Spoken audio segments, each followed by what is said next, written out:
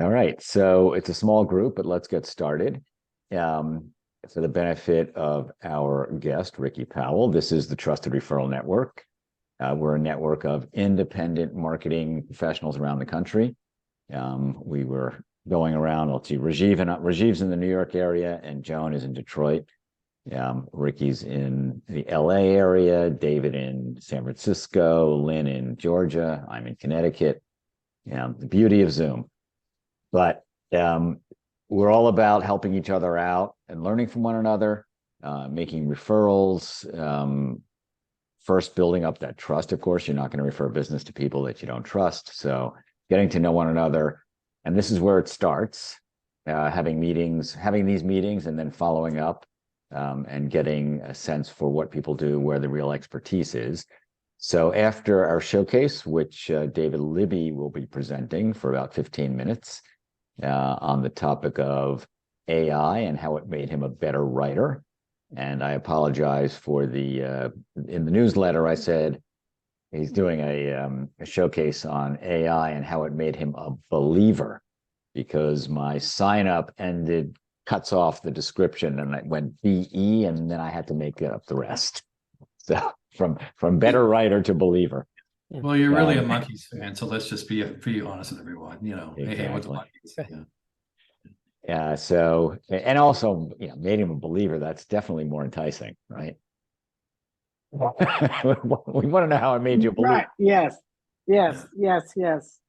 But so David will do his 15-minute presentation. And then we will go around the table, as small as it is. We'll have a few minutes each, perhaps 3 or 4 minutes. And then we'll also take some time to perhaps talk about some successes, some referrals that have been made, any thank yous, since we've got a fair amount of time. All right, so we will start with, and I'll put on the timer. Let me grab this timer. So with 15 minutes, timer. And it looks like David's going to share his screen. So David, take it away.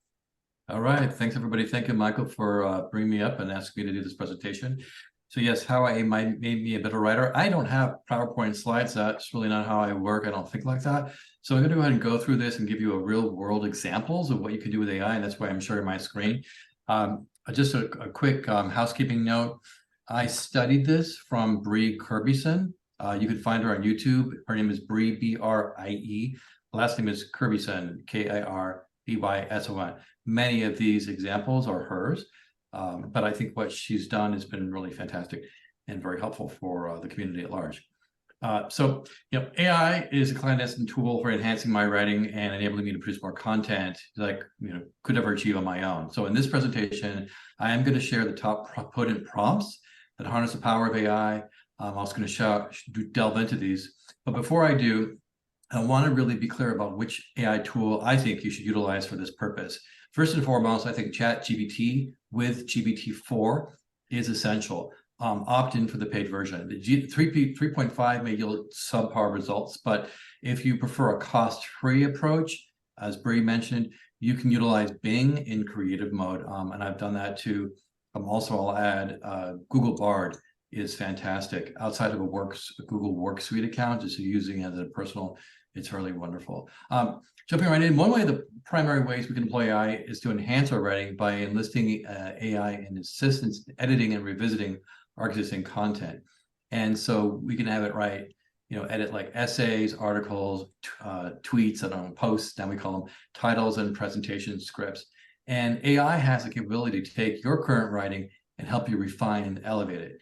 And so the prompts that you should use for this purpose can vary depending upon your specific objectives. But let me provide you with some ideas. So in essence, our writing, our editing and rewriting prompt, we really need to provide the AI with a number of key elements. First of all, we need to assign it a role and specify precisely what we want it to accomplish. So you don't need to adhere to a formulaic prompt construction. You need to converse with it as if you were writing, as if it was your writing assistant. I'm sorry, I'm talking really fast, but 15 minutes is a short time for all this. Using plain language. You don't need to do anything fancy. You don't need to have any complex engineering involved, thankfully, because of ChatGPT-4. The second element is the text that you wish to edit or write. For example, assigning ChatGPT a role is straightforward. You can simply state something like, you are an experienced writing coach. And then there are numerous ways to leverage AI to enhance your writing, depending upon your goals. So here's some ideas. You can instruct it to rectify your grammar and spelling errors. Well, it's true that AI can do much more than this. This is still a viable option, especially for those of you that don't use like Grammarly, although I'd recommend that as a very good AI as well. You can also ask it to identify and purpose alternatives for passive voice usage in your text, because we all want to have an active voice when writing. This corresponds to the rewrite in different styles prompt. I mean, you could insert your text and provide instructions that say, rewrite this in 10 different writing styles or tones. It will come back to you very quickly with that. Perhaps you need to rework something for a specific audience, such as content tailored for professionals. You can request this from AI saying, you are an experienced writing coach. Enhance my writing for that particular audience and provide an explanation for any alterations made to the original text. Right, so you can understand now how I'm laying this out in ChatGPT and how you can actually make it respond as you want to respond. You can include your text. You can feel free to engage in a back and forth with exchanges with AI.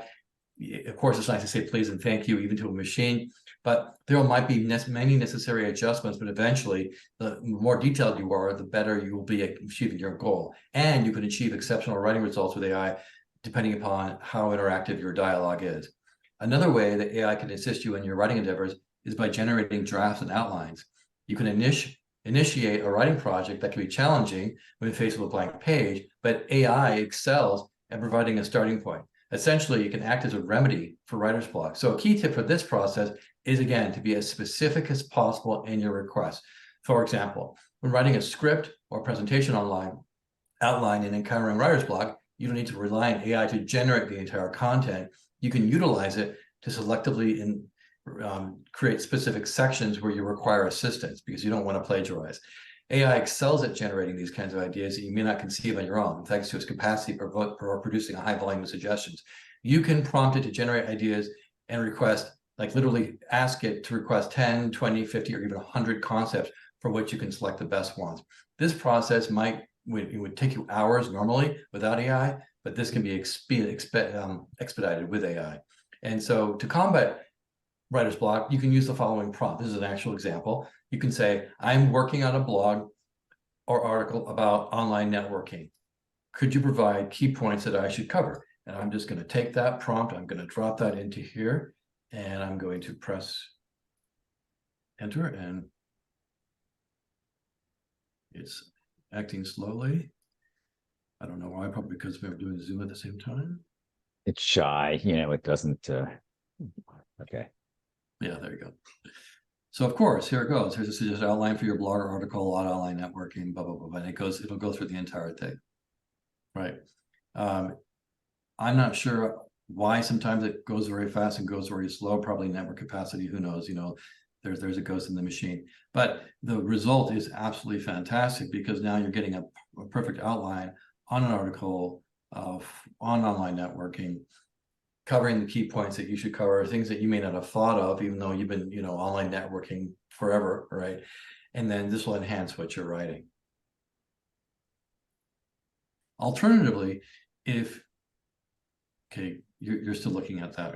Alternatively, if you're writing in the midst of writing, you can simply paste in the latest section of your work and ask AI to continue to the next paragraph or a few additional points. I actually use Notion AI for this.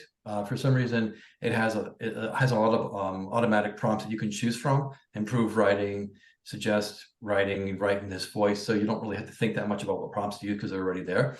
And you can engage in a collaborative back and forth, again, with AI to refine and tailor the output to match your writing style closely.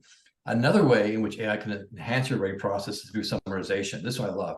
So this particular process is invaluable during the research phase of any writing project, particularly when it deals with extensive source material. So AI can expedite the process by summarizing the content, making it easier for you to sift through. And so when dealing with lengthy material, like GPT-4 is ideal for this because you can actually upload documents now to it and accommodating up to 70,000 words, which means you can take the input of an entire book in PDF format and have AI generate notes or summaries for you Really great for multiple reasons. For example, if you're analyzing a research paper and need to extract key points, you can pose specific questions. Say, here's some questions, right?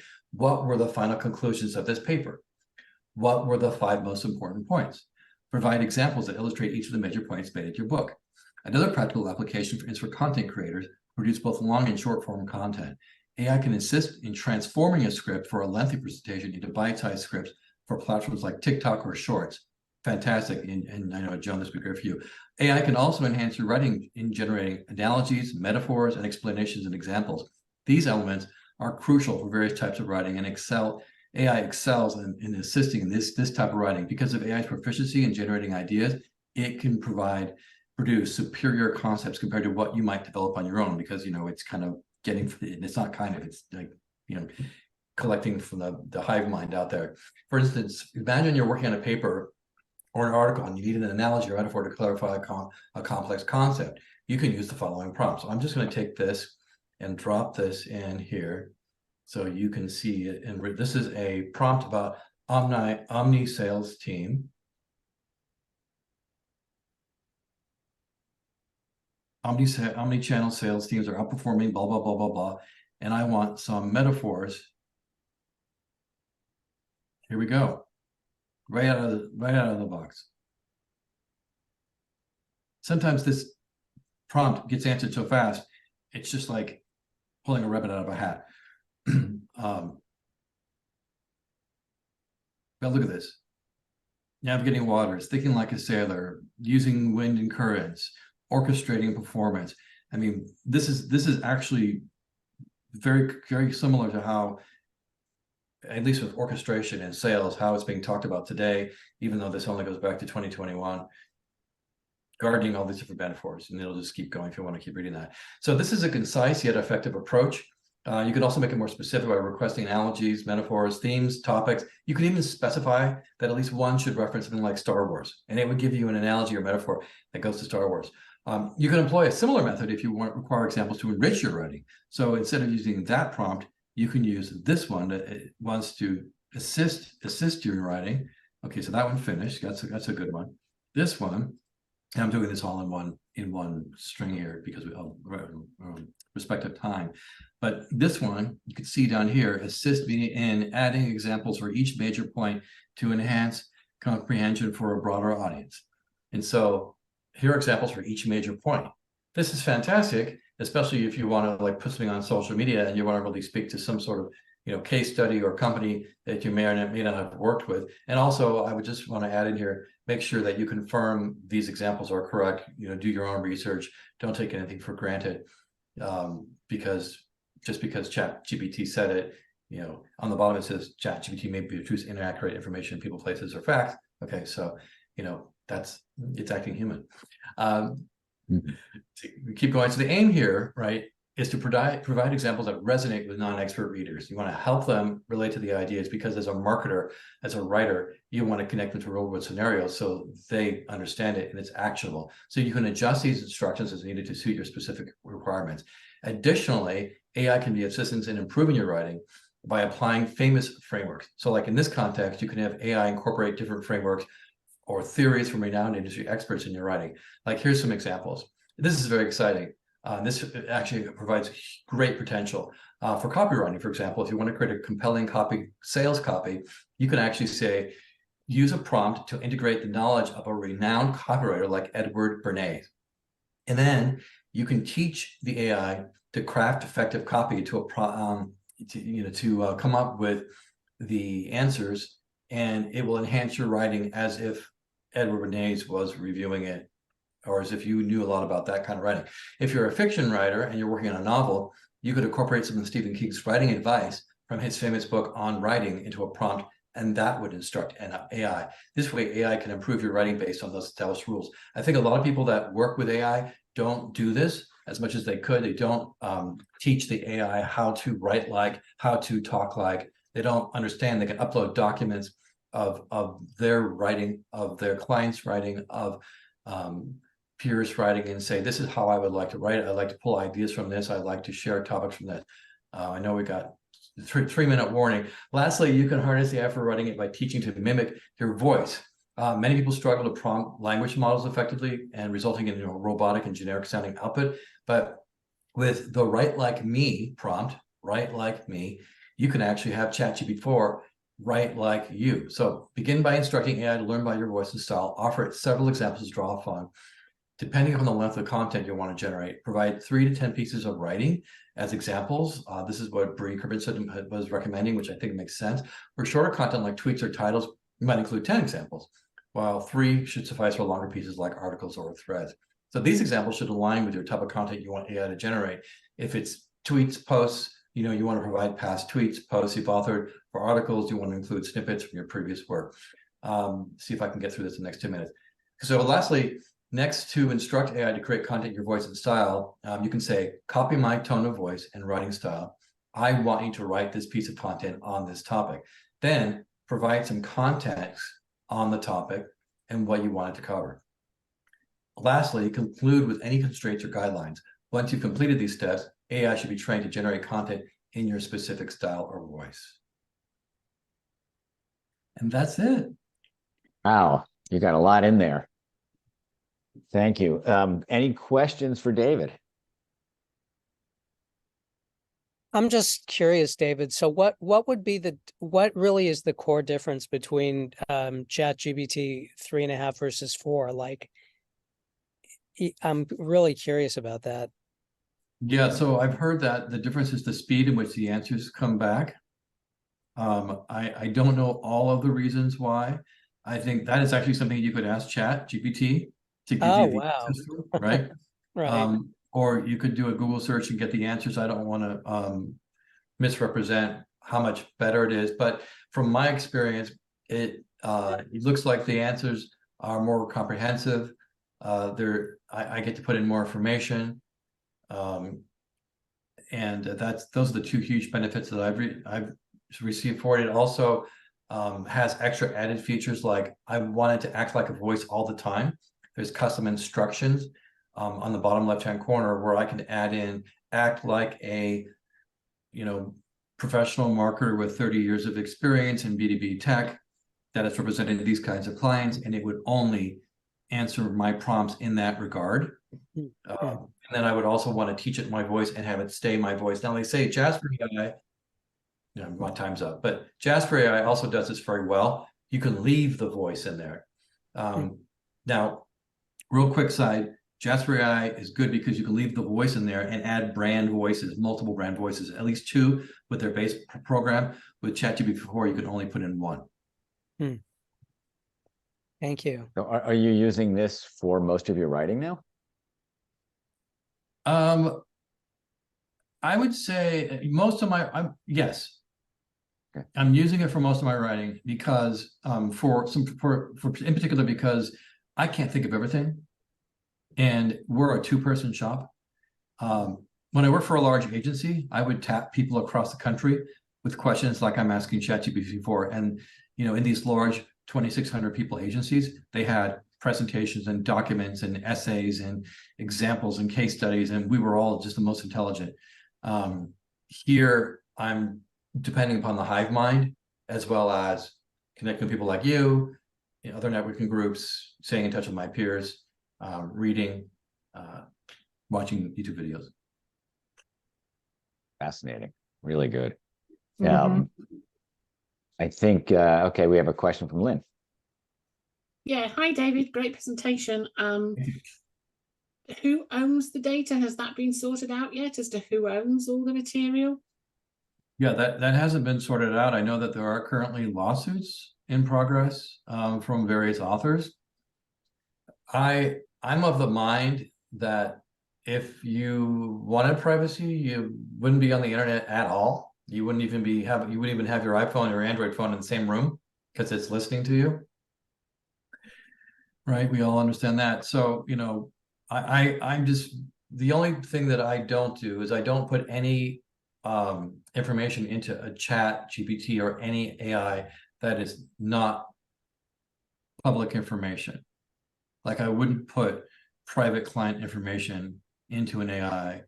I would probably mask it, not mention the client's name, not go into too much detail.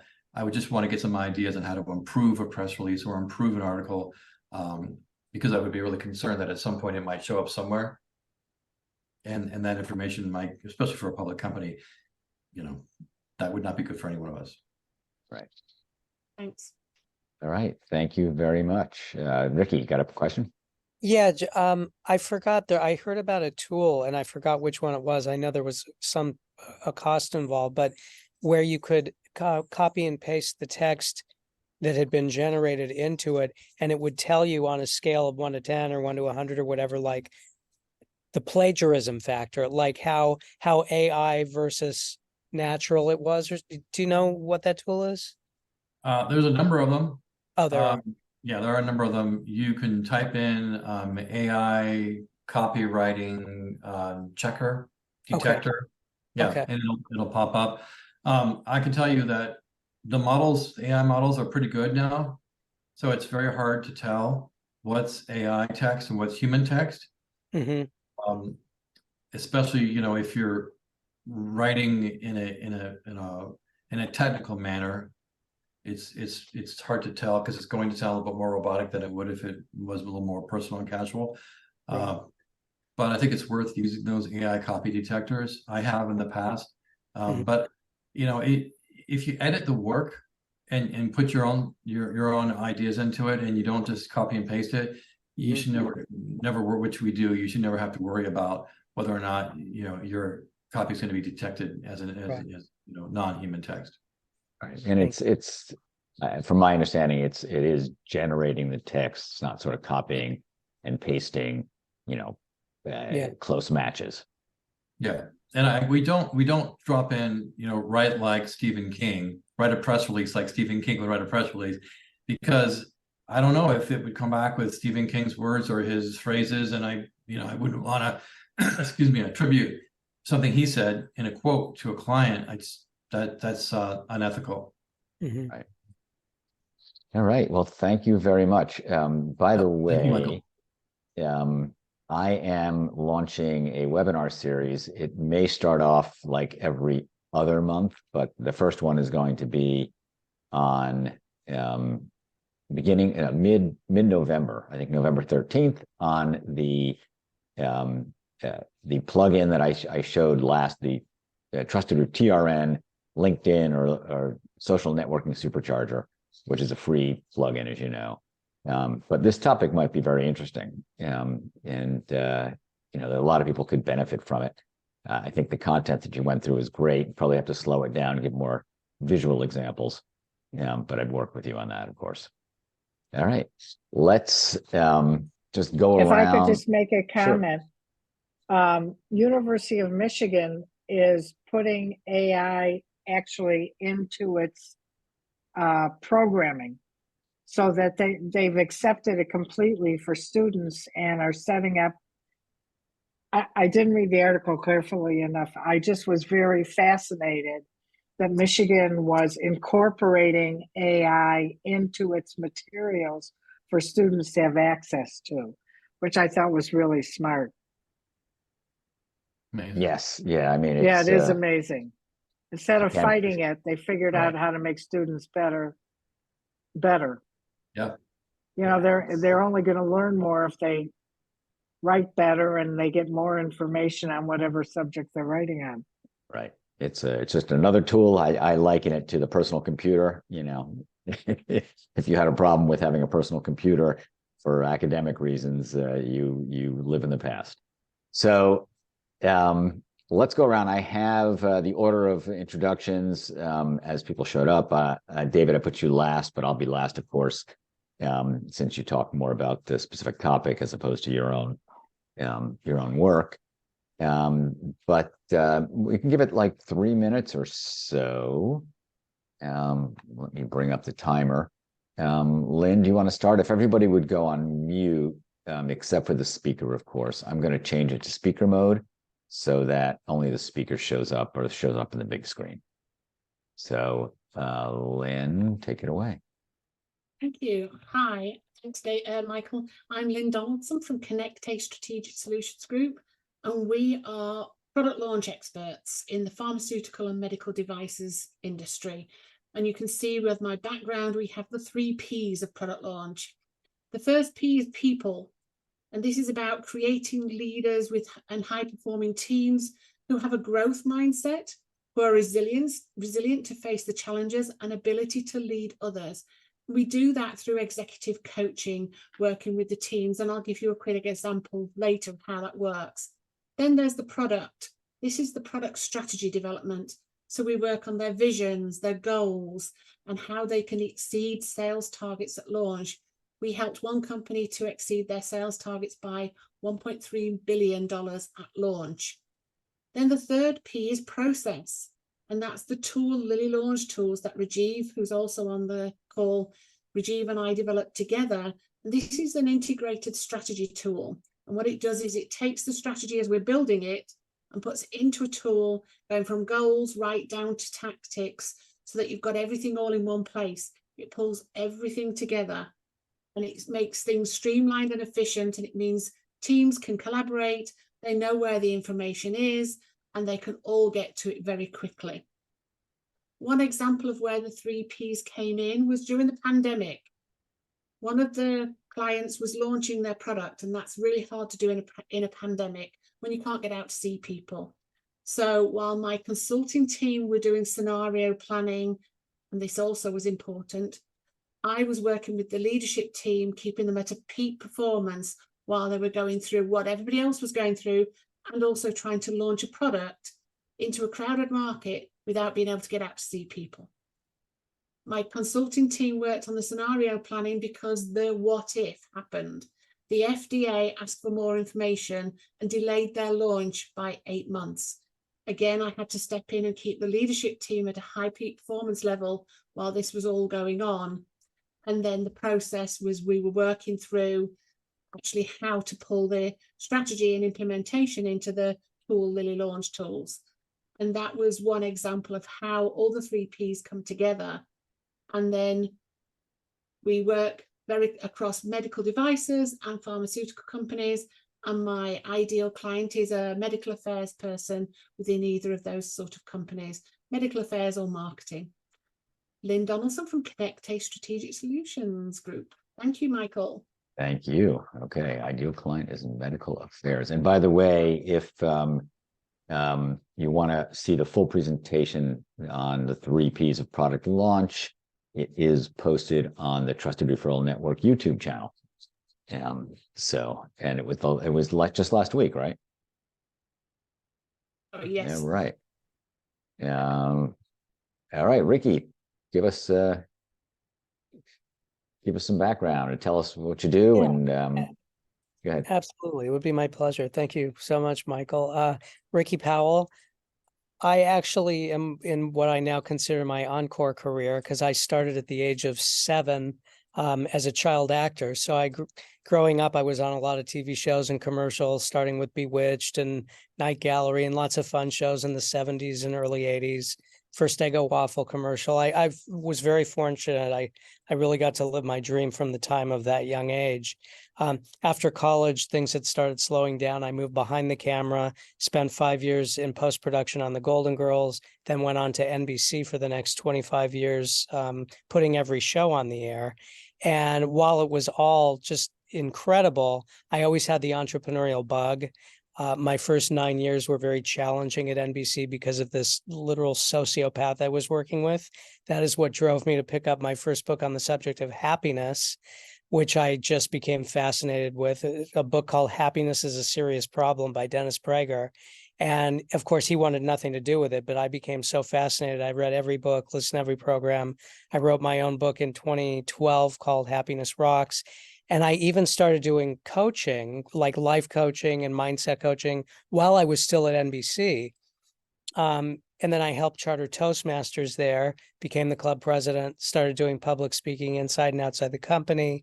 And so I left in 2015 when they downsized, they shut down the West Coast division, and immediately started doing more coaching and corporate training and things like that.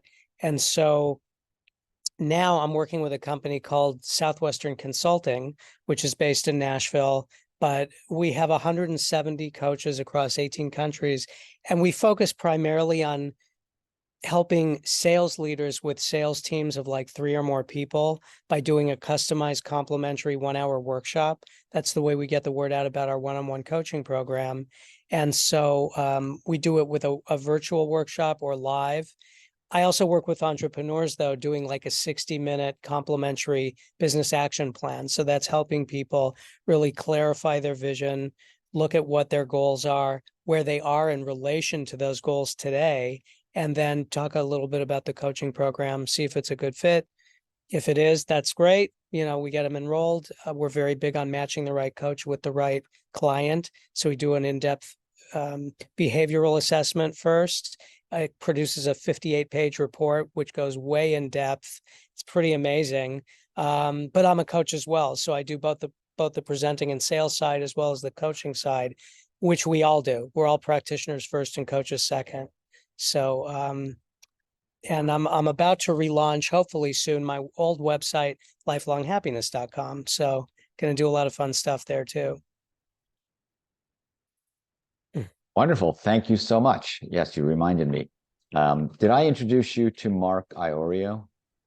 Or to No, Henning Schwinnem, maybe? I don't think so. All right. So Mark. That's so cool. I used to watch Yeah. you as a kid on TV. But, now I recognize you. That's pretty awesome. That's so funny. Thanks. Yeah. Yeah, And crazy what's on YouTube. Like literally you type in Lego My Ego, I'm in a red shirt. Like someone had it and uploaded it. That's yeah. awesome. Thank That's you. great. All right. Let us move on. Rajiv. Are you still here? Is Rajiv still here? He may have dropped off. Okay. Joanie Abraham. You're on mute, Joanie.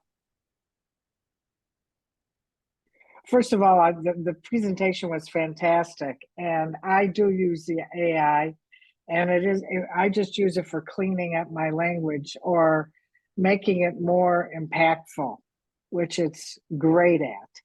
And I was very impressed. I don't use it a lot, but I do love it and would like to be a lot more nimble in using it. It's amazing. My background is all in fashion marketing. I was the first person to put fashion on video back in 1984 as television entertainment programming, doing 2 1-hour specials for Oprah Winfrey. Went to New York to create fashion as entertainment and also a terrific branding tool for major brands that wanted to align with a fashion image. Came up with a lot of different TV concepts that were interactive, where you could buy things from the set design. Buy things from the set design or partner with fashion, where you could buy music videos and all different kinds of entertainment formats. I've always believed in entertaining the sale. So my latest product, as most of you who have been here know, are these little vidbits that are for brands to use on social media. And they're much more focused on entertainment than selling product, though they're very powerful in that regard as well. But they're stories that are written exclusively for the brand, original stories, 40-second spots that are designed to come into email every 2 or 3 days. And they're episodic, and they're about characters that relate to the brand market audience, the brand, market, the target market. They're very affordable. They were designed and priced to be used frequently and to be ongoing. We've just come up with a new engagement tool. My CFO is in India and can mint NFTs or create the software for NFTs very inexpensively. I think we can do it cheaper than anybody. And we have, we're designing them so that they're used as rewards for brands. So it's like fits into a rewards program. You can get discounted merchandise. You can give away so much money or gift certificates if you have certain NFTs, but they're used as gift with purchase, which I think is going to be very big. And thanks to David, found out I'm not the only one in this universe. But both of them are brand new products on the market and very difficult sells. My ideal clients, I'll just add that, are for the Vidbits middle market retailers making $1 million a month. For the NFTs, it's anybody because it's $1,000 a year for an unlimited amount. Right. I have an introduction for you, a guy who does builds games, and we actually have a prospective client. So he does corporate games, and we have a client. It's not in the fashion space; they're in the food services space. That's But okay. he may want to explore how you would integrate those rewards into Oh, the that would NFT be rewards. Okay. Yeah, that would be really great, Michael, because there's nobody, well, yeah, we're practically giving them to the brand so that they can give them away for a Right. gaming company. It would be right up their alley. Okay. Wonderful. All right. David, do you want to tell us about what you do? Sure, absolutely. Sorry, I'm a little celebrity struck with you, Ricky, Yeah. because so just a little quick background. So I used to work in entertainment. I worked for Dale Olson and Associates. Dale was the former president of Rogers and Cowan, one of the largest entertainment PR firms out there. Long story short, I represented worked with celebrities like Shirley MacLaine, Marion Ross, James Earl Jones. And because of that, I moved up to the Bay Area, worked with Steve Jobs, and worked with Pixar. We launched A Bug's Life and Toy Story 2. So I moved my career from entertainment to technology. Okay, so that was for Ricky. Yeah, because when it's 1990 something, a lot of these stars like yourselves have gone on and done other stuff. Like Joanie and Chachi, we represented Joanie. Right. I mean, of course we did. And Marion went on to do great things beyond working with, being on Happy Days, which I'm sure we all know. So it's really fascinating to hear from other people and see where they left off. So my was, okay, so Pixar was fun. Steve Jobs was a hoot, but I worked for Steve because I wanted to learn how to be different. Not make any apologies. Kind of do what Elon Musk was doing, but I'm a little shyer. I have a little bit less money than he does. Break things, And so now what I do is what we do is my business partner and I, Elizabeth, we do B2B tech, public relations, and content.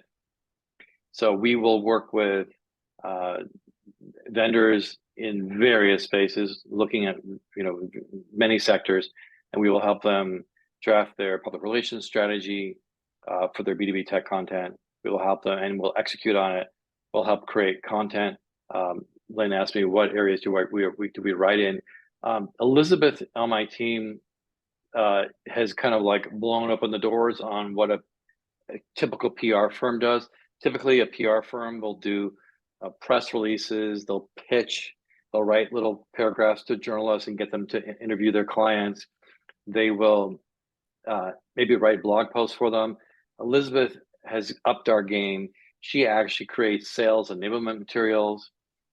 She creates marketing decks. She creates email marketing, white papers. So all of a sudden, we're like at the McKinsey level because that's her background. And the kind of clients we're looking for, really good people, honestly. It's got to be in B2B tech because that's where we're really focused. We don't do B2C consumer anymore. We don't, represent any more consumer companies, even though that's our background from decades ago.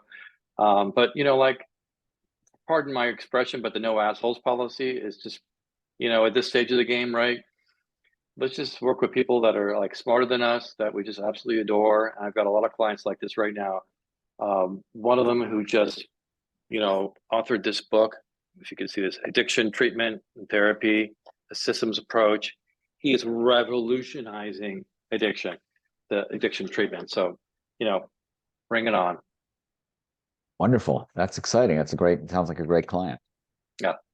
All right. Thank you. I will jump in and do my little pitch. My name is Michael Bendit, as you all know.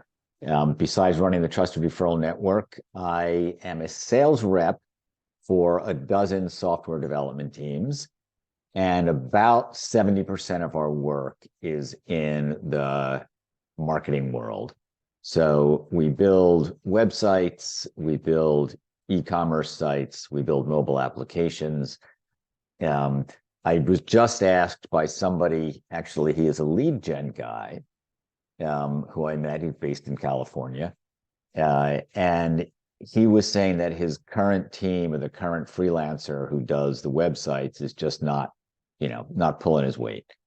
And, the problem is, if it doesn't matter how many leads you generate to a site, if the site is bad, you're not going to convert them.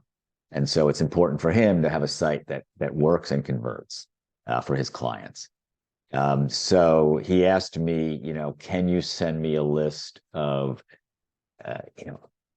sites you built for around the $4,000 to $6,000 range. So yeah, I sent him 11 sites ranging from $3,000 up to $6,000.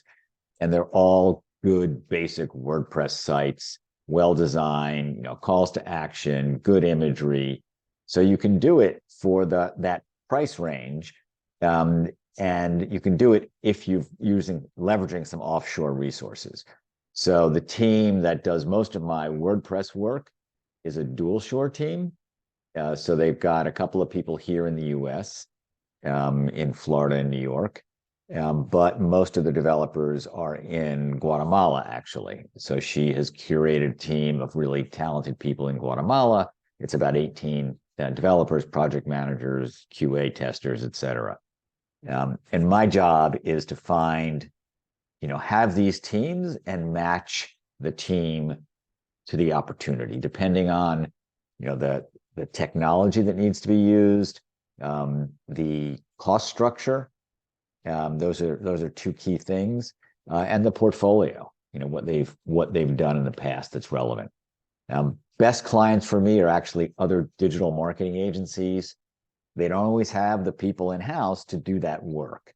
And even if they have a programmer or two, they're oftentimes overwhelmed. They have too much work, more than they can handle, or they don't know the technology that the client requires, but they don't want to give up the opportunity because building the website is just can be a small part of the entire marketing project. So we focus on just the build. We let our partners do the design, the strategy, the content, all that other good stuff. And that's one of the reasons why I founded this group, because there's a lot of opportunities for folks to collaborate. All right. And of course, we are always looking for more people to join. We did start charging, or I should say I did start charging about a couple of months ago. There's a 3-month trial. After that, it's the equivalent of $30 a month, so $360 a year.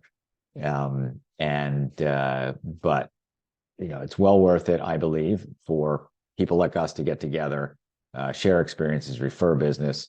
You should definitely make that $360 back, and with your first referral. So let's open it up. Any comments, questions, good referrals that people have made? Ricky, you have two thoughts came to my mind. First, David, I love that you had used the Happy Days example with the small world factor. I got to work with Ron Howard on a Henry Fonda show called The Smith Family, and I worked with Scott Baio on Who's Watching the Kids, which that was fun. Michael, I'm wondering if you heard of a company called Rev Local. No. Okay, so I might have someone to connect you with. His name is Steve James, or Stephen James, I think, and he works with a company called Rev Local, which I think they might be nationwide with different offices and this and that. But I just listening to what you do and who you're looking for, that might be an interesting connection. Thank you. Exactly. Yeah. I mean, my background is I've always been on the business side of tech. I have as I tell my partner occasionally, I do have a computer science degree. She asked me, how did you figure that out? I said, I'm a computer scientist. But not really something I've developed my career around, other than to say I've been selling services, I've been doing consulting in the space, I've been doing marketing in the space. Joan, you had a question, comment? Oh, You're on mute. I wanted to say to Ricky, first of all, it was fun hearing from you. And I absolutely love your focus on happiness. And to me, your book and your concepts are very interesting for brands to add to their websites. Now, I'm a little future in this thinking, but even a store like Bloomingdale's or Macy's, things like what you're doing to me are a great addition to a lifestyle website to give your customers something that's cool and fun. And, anyway, it's a thought that crossed my mind. Oh, Joan, to coin a phrase, where have you been all my life? Yeah, the problem is trying to get new ideas into these people is like harder than anything. I've been spending my whole life doing it, and Yeah. I'm. Well, yeah. I mean, when I was walking out the door at NBC, my boss said, we appreciate everything you've done. Like, what are you looking for? And I said, I would love to stay on in a different role and really help you guys with employee engagement and corporate culture and all of that. And he said, well, you can talk to HR, but I can already tell you their answer. And certainly they couldn't care less. They don't care. And in fact, I handed my book to the EVP of Learning and Development. And again, it's called Happiness Rocks. I said, Jason, I forgot if I gave you a copy of my book. He looked at the book. He looks at me, does one of these, and he says, Ricky, I just don't get this whole happiness thing. I think it's fluffy and fuzzy, and there's no place for it in this company. I mean, I love it. I have 1,000 stories like that too. Trust me. But maybe even smaller brands, and I'm sure you're doing fine with it. But it was like the first thing that hit me, especially with the name Happiness Rocks. Right. Well, I mean, I imagine that happiness translates directly into loyalty, right? Employee loyalty. If they're happy. Oh yeah. Well, the reason that people leave is because they're unhappy, right? There's so much data. Right. Love as a science, you'd love that. There's so much data and statistics around retention and higher productivity and lower turnover and all of that. Yeah. So even just to offer it as a customer service, yeah. We live, kids today are so stressed out and on medication. I mean, my grandchildren, because of what's going on in the world today. And I just think it would be a great service if you can find the right brands, and maybe even smaller brands that are more receptive to new things. That to me is going to be the future of what these lifestyle websites are going to look like. Having certain information like that accessible, having you speak, having your products there, because that's such a broad topic that everybody wants to be happy. Right. Yeah. You're seeing that now in companies. Companies are integrating those kinds of programs into their actual business processes because they're realizing that if they don't, right, the younger generations, when I say younger in their career, they're going to leave. Yeah, they have a different sensibility. Right. I was okay when someone yelled at me and screamed at me and got in my face. But my 23-year-old and my 22-year-old, they will just say, you know what, see ya. Yes. Right. Yeah. Right. When we walked in for my daughter's college what's it called? Graduation, commencement. No. When they're first starting, the welcome. Oh, right. Yeah. I know what you're talking about. Orientation. Thank you. Right, Thank you so much. And this was already like 6, 7, 8 years ago. They opened with the average college graduate today will have something like 27 jobs within their career. Wow. Right. Yeah, it's just so. But Lynn, did you want to say something? I saw you leaning forward. Yeah, actually, you mentioned University of Michigan earlier, and I've been doing some mindset coaching with some of the professors there, the young professors there, for the same reason, because they're being, so much is happening that they are struggling. And so part of what I'm trying to help them with is how to cope with all of this that is going on. And it's so true that, you know, it's necessary out in the world to actually do the mindset and the resilience coaching, because people aren't coping very well with what happened and what continues to happen. People are struggling. So I hear, I like helping people the same way.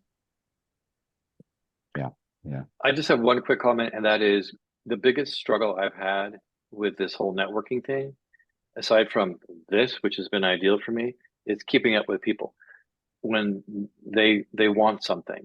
So somebody comes to me and they says, we need a new website. You know, of course, Michael, you're top of mind. But if somebody said, we need a new designer for, you know, creating this kind of design, I just can't go onto LinkedIn and type in Instagram designer, because it just doesn't work that way. So I just decided to purchase a CRM solution. And now I'm not really sure which one I'm going to choose yet.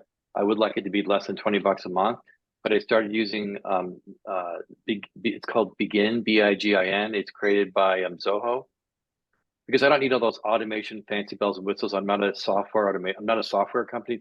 If I was a software company, I know exactly what to use, because I do that. I experience that with clients.